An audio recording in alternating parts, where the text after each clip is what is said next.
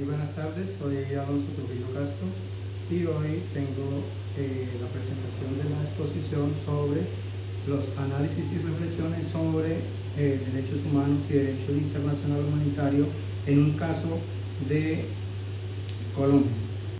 Bueno, el caso que les vengo a hablar es sobre la desaparición forzada en el escenario del conflicto armado colombiano. Bueno, la desaparición forzada se enmarca dentro del contexto de los derechos humanos y del derecho internacional humanitario. El contexto del caso: los falsos positivos desarrollados en Colombia entre el 2002 y 2008 abarcaron todo el territorio del país, especialmente los territorios de Antioquia, Meta, Caquetá, Cesar, norte de Santander,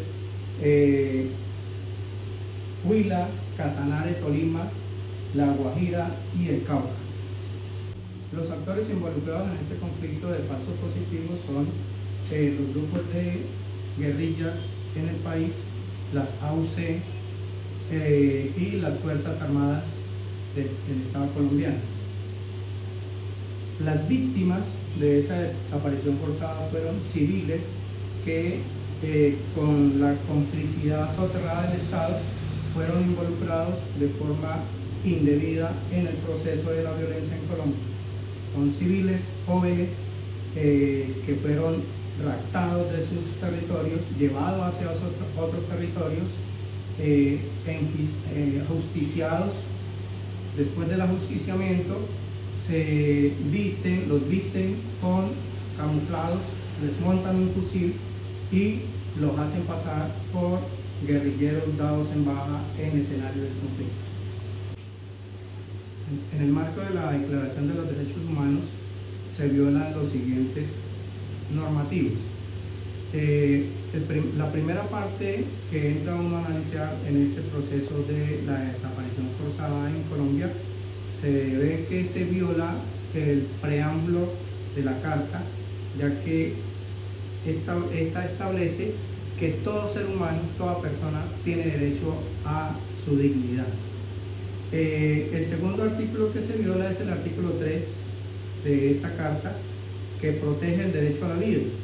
Los falsos positivos, que eran jóvenes de muchas regiones del país, fueron engañados, sacados de sus territorios y llevados a la periferia, donde fueron ajusticiados y posteriormente pasados como bajas en combate. El otro artículo que se está vulnerando de la Carta de los Derechos Humanos es el artículo 9, que establece que nadie podrá ser arbitrariamente detenido. Y esto fue una práctica constitucionaria de las Fuerzas Armadas y principalmente de las AUC, que sacaban a los jóvenes de sus territorios, alejándolos de sus familias y llevarlos a la periferia para ajusticiarlos. En el marco del derecho internacional humanitario se violan los siguientes derechos. El primero es, según el artículo 1 del Protocolo de Ginebra de 1949, las Fuerzas Armadas y el Estado colombiano, que vulneraron de forma soterrada los derechos de los civiles en un escenario de conflicto, hablando de los 6.402 jóvenes que fueron ajusticiados y pasados como falsos positivos a lo largo y ancho del país en los territorios que ya se mencionaron. De la misma manera, el artículo 3 del Convenio de Ginebra habla de que en los escenarios del conflicto los civiles deben de ser protegidos, identificados como no beligerantes en el acto bélico, y los grupos enfrentados tienen que proteger la vida de esos civiles, la dignidad y la salud, para no atentar contra el derecho internacional humanitario.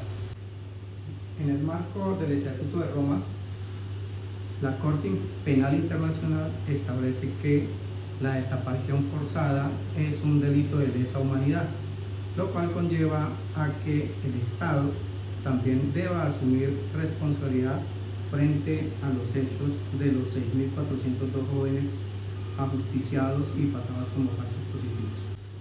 Las obligaciones que el Estado debe asumir para con las víctimas del conflicto. Dentro de estas obligaciones está la reparación, la justicia y la verdad. Creo que es lo más importante que se debe dar a las víctimas del conflicto. Con justicia y verdad hay paz. También aparece una adaptación de las leyes internacionales en el Estado de Colombia asumidas por el Congreso de la República, que es la Ley 1957 del 2019, estatutaria, Administración de Justicia en la Jurisdicción Especial para la Paz.